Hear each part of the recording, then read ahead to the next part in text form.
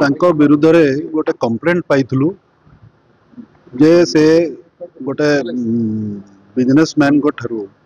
जहाँकर गोटे crusher business अच्छी ठारू से 20 लाख टंका डिमांड करथिले एवं तांकू फास्ट किस्ती रे 10 लाख देवाई कहते से आधार रे आमे विजिलेंस रे गोटे केस रुजु करथलु vigilance cell PS case number 6/25 से आधार रे आमे विजिलेंस टीम सबू धर्मगढ़ को आसीथिलु धर्मगढ़ रे आसी तांकू से डिमांड आउ एक्सेप्ट कला बेले